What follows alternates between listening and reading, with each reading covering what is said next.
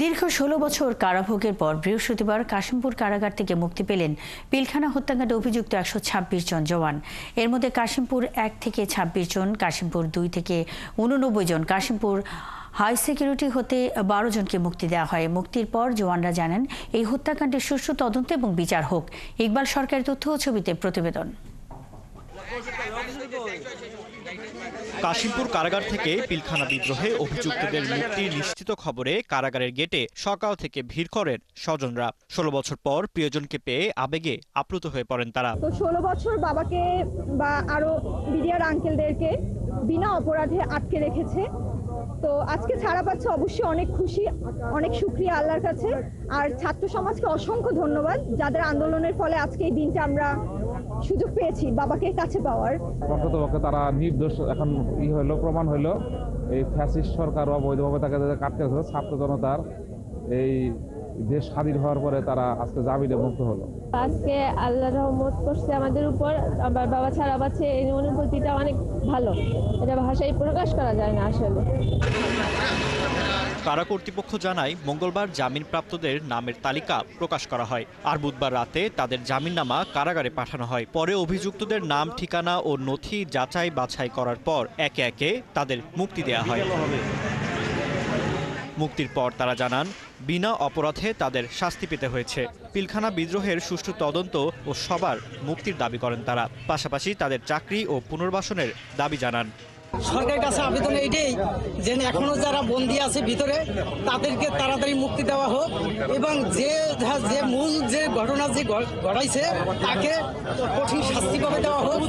আমাদের চাওয়া যে আমরা রাষ্ট্রীয় সুবিধা সহ আমরা যেন চাকরি ফেরত পাই, এই জন্য করি। আর ২০০৯ সালের ২৫ ও ২৬ ফেব্রুয়ারি ঢাকার পিলখানায় সীমান্তরক্ষী বাহিনীর সদর দপ্তরে বিদ্রোহের ঘটনায় ৫৭ সেনা কর্মকর্তা সহ ৭৪ জন নিহত হন। সেই ঘটনায় হত্যা ও বিস্ফোরক আইনে ২টি মামলা হয়। হত্যা মামলায় খালাস পেলেও বিস্ফোরক মামলায় তারা কারাগারে আটকে ছিলেন। ঢাকার কেরানীগঞ্জের কেন্দ্রীয় কারাগারের ভেতর অস্থায়ী আদালতের বিচারক মোহাম্মদ ইব্রাহিম মিয়া রবিবার শুনানি শেষে বিস্ফোরক আইনের মামলায় তাদের জামিন মঞ্জুর করেন।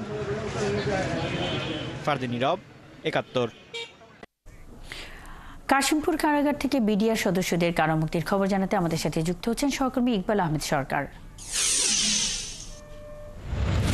ইকবাল, এখন পর্যন্ত ১২৬ জনের ভেতর কতজন মুক্তি পেলেন? মুক্তির পর তারা কি বলছেন?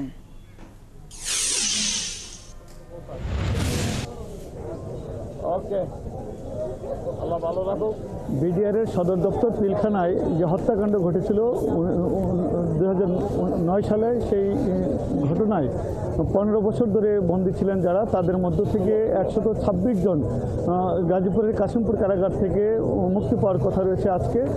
তবে এরই মধ্যে ৪৫ জনের বেশি ছাড়া পেয়েছেন। যারা ছাড়া পেয়েছেন তাদের জন্য তাদের স্বজনরা অপেক্ষায় ছিলেন, কারো স্ত্রী, কারো সন্তান, কারো বা মা বাবা অথবা কারো ভাই বোন।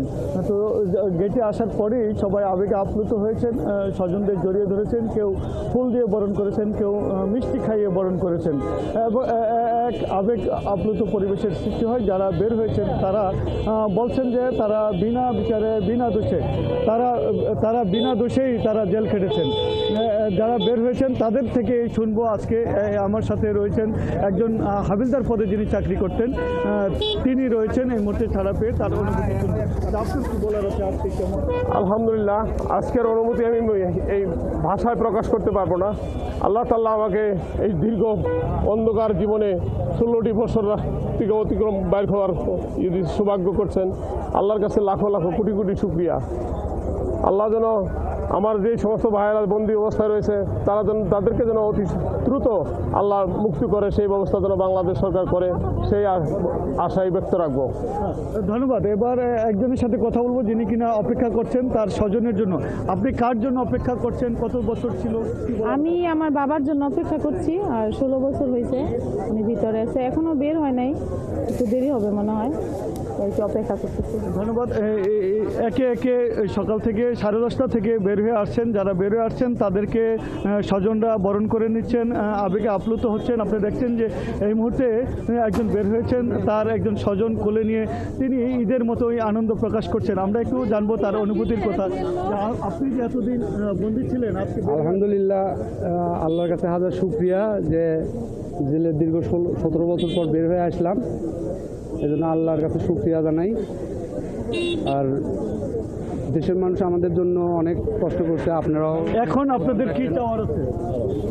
এখন আপাতত কিছু চাওয়ার নেই ভাই, এখন যাই আপনাদের সাথে একটা আমাদের প্রেস ব্রিফিং হবে, একটা পরবর্তীতে একটা প্রেস ব্রিফিং করে আপনাদের সব জানাই দেবো। আমরা এই মুহূর্তে এখন কিছু বলতে পারতেছি না। ধন্যবাদ। আপনি দেখছেন যে যারা বেরিয়ে আসছেন তারা তাদের কথা বলছেন, এবং যারা অপেক্ষা করছেন এখনও তারা বলছেন যে স্বজনদের পেয়ে তারা অত্যন্ত খুশি। আজকের দিনটা তাদের কাছে অনেকটা ঈদের মতো, কেননা দীর্ঘদিন থেকে তারা স্বজন ছাড়া ছিলেন। এখন আরেকজনের সাথে কথা বলবো যিনি কিনা তার স্বামীর জন্য অপেক্ষা করছেন, তার বড় ভাইয়ের জন্য অপেক্ষা করছেন। তো আপনার বড় ভাই কি পদে ছিলেন? আজকে কত বছর পর? উনি সিপাহী 17 ব্যাটালিয়ন সিপাহী ছিলেন। তো 16 বছর কারাগারে আছে। এখন আমরা তার জন্য ওয়েট করতেছি, আজকে তার মুক্তি। আমরা এখানে ফ্যামিলির মোটামুটি সবাই ওয়েট করতেছি, অপেক্ষায় আছি। এখনো বের হয় নাই, এখনো বের হবে ইনশাল্লাহ। তো এখানে আছি, আমরা খুব আনন্দেই আছি, বাইরে নিয়ে বাসায় ফিরবো, এই তো আর কি। উনি আপনি শুনছিলেন স্বজনদের অনুভূতির কথা, এবং যারা বের হয়েছেন তাদের কথাও শুনছিলেন। এখন পর্যন্ত 45 জনের বেশি বের হয়েছে। ইকবাল আহমেদ সরকার, আপনি আছেন সেখানে, খবর রাখুন, আমাদের সঙ্গেই থাকবেন।